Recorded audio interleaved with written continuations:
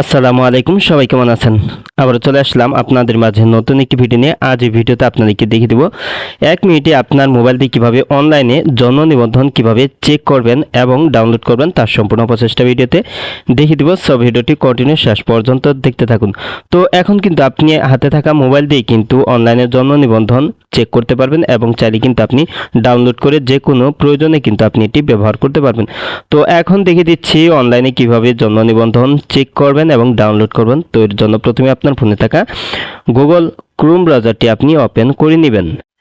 তো আপনার ফোনের গুগল ক্রোম ব্রাউজারটি ওপেন করার পর এখানে সার্চ বার আছে, এখানে আপনি টাচ করে দিবেন। তারপর এইখানে আপনি জন্ম তথ্য যাচাই লিখে সার্চ করে দিবেন। তো জন্ম তথ্য যাচাই লিখে সার্চ করলে এখানে আছে বার্থ অ্যান্ড ডেট ভেরিফিকেশন, এইখানে আপনি টাচ করে দিবেন। তারপর এখানে কিন্তু আপনি জন্ম তথ্য যাচাই করার পেজটি পেয়ে যাবেন। তো এইখানে আছে বার্থ রেজিস্ট্রেশন নাম্বার। তো এই বক্সে আপনার বার্থ রেজিস্ট্রেশন নাম্বার বা আপনার যে জন্ম নিবন্ধনে যে নাম্বারটি আছে সিরিয়াল নাম্বার, তো সেটি আপনি এখানে বসিয়ে দেবেন। তো আমারটা আমি বসিয়ে দিচ্ছি। তো এই বক্সে আপনার জন্ম নিবন্ধনে থাকা সিরিয়াল নাম্বারটি বসিয়ে দিয়ে তারপর এখানে নিচে আছে ডেট অফ বার্থ। তো এখানে আপনি জন্ম তারিখটা বসিয়ে দেবেন। তো আমার তারিখটা আমি বসিয়ে দিচ্ছি। তো এখানে আমি আমার জন্ম নিবন্ধনে থাকা জন্ম তারিখটা বসিয়ে দিয়েছি। তো তারপর এখানে আপনার অঙ্কটির যোগফল আপনি নিচের বক্সে বসিয়ে দেবেন। তো এখানে আছে 86 থেকে 11 বাদ গেলে যেটি হয় সেটি এখানে আমি এখন বসিয়ে দিচ্ছি। তো এখানে 86 থেকে 11 বাদ দিলে এখানে 75 হয়। তো এটা হলো আমি এখানে নিচে বসিয়ে দিয়েছি। তারপর এখানে নিচে আছে সার্চ, এখানে টাচ করে দিলাম। তো এখানে দেখতে পাচ্ছেন জন্ম নিবন্ধনটা কিন্তু চলে আসছে বার্থ রেজিস্ট্রেশন রেকর্ড ভেরিফিকেশন। তো এখানে দেখতে পাচ্ছেন এখানে কিন্তু তথ্যগুলি দেখাচ্ছে। তো এই যে 1 জানুয়ারি 2000, তারপর এই যে সিরিয়াল নাম্বার, তারপর আছে নিবন্ধিত ব্যক্তির নাম, এই যে দেখতে পাচ্ছেন।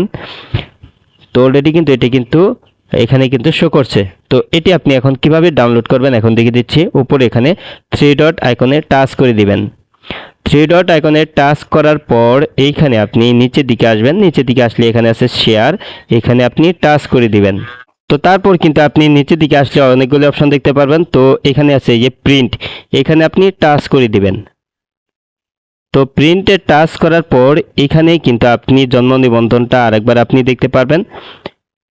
তো তারপর আপনি যে কাজটি করবেন, এই যে এখানে আছে এই যে এই আইকনের উপর আপনি টাচ করে দিবেন। তারপর আপনি যে এখানে যে আইকনটি দেখতে পাচ্ছেন, তো এখানে আপনি টাচ করে দিবেন। তারপর এখানে নিচে আছে সেভ, এখানে আপনি টাচ করে দিবেন।